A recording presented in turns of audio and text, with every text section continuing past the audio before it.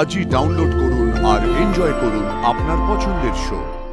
কুসুম, তুমি যেইগুলো করছো সেগুলো তো একজন মেয়ে তার বরের জন্য করতে ভালোবাসে, কিন্তু আমরা তো শুধুই বন্ধু। আপনি তো আমার বর ছোট সাহেব, আমি তো সারা জীবন আপনার সাথেই থাকতে চাই, কিন্তু উপায় যে নেই।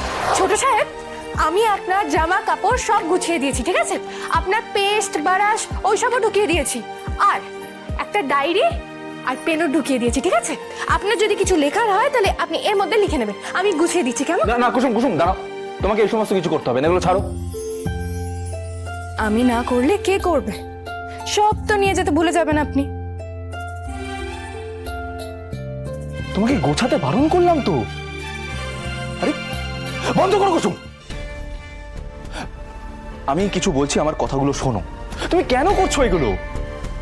আমি তো শুধু আপনার তোমাকে কে করতে বলেছে এগুলো বলো তো? ছোট সাহেব, আমি তো শুধু আপনার ব্যাগে গুছিয়ে দিচ্ছিলাম, এতে তো কোনো দোষ করিনি আমি। আমি তো জানি আপনার কি কি দরকার। কুসুম একদম চুপ। ছোট সাহেব, আমি আপনার জামা কাপড় পেস্ট ব্রাশ সব ঢুকিয়ে দিয়েছি। কুসুম চুপ করতে বলেছি তো, চুপ।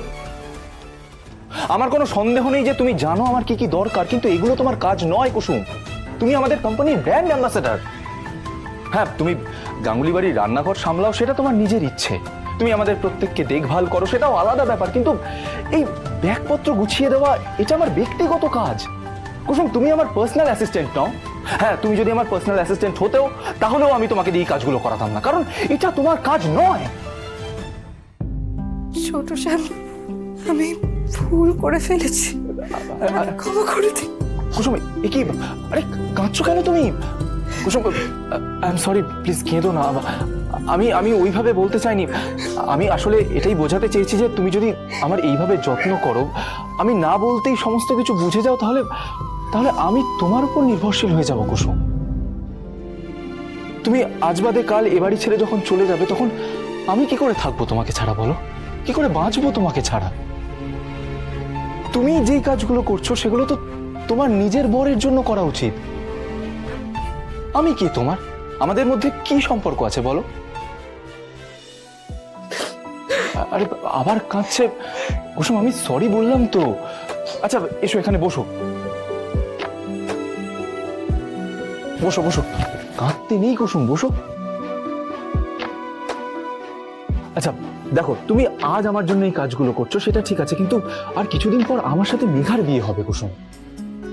তারপর যদি বিয়ের পর মেঘা এই সমস্ত কিছু না করে, তাহলে আমি তো তোমাকে মিস করব। আর বিয়ের পর যদি আমি তোমাকে মিস করি, সেটা ঠিক হবে? কুসুম, তুমি যেইগুলো করছো সেগুলো তো একজন মেয়ে তার বরের জন্য করতে ভালোবাসে, যার সাথে সে সারাটা জীবন থাকবে, তার জন্য এই সমস্ত কিছু করে। কিন্তু আমরা তো শুধুই বন্ধু।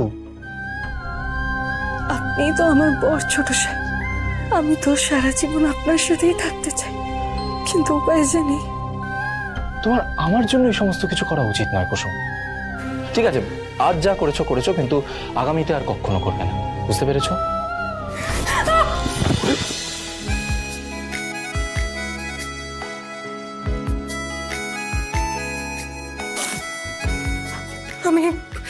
আমি আসছি। কুসুম, তুমি গোছানো শুরু করেছো যখন, তখন শেষ করে যাও, কিন্তু পরে আর এই কাজগুলো করবে না, কেমন?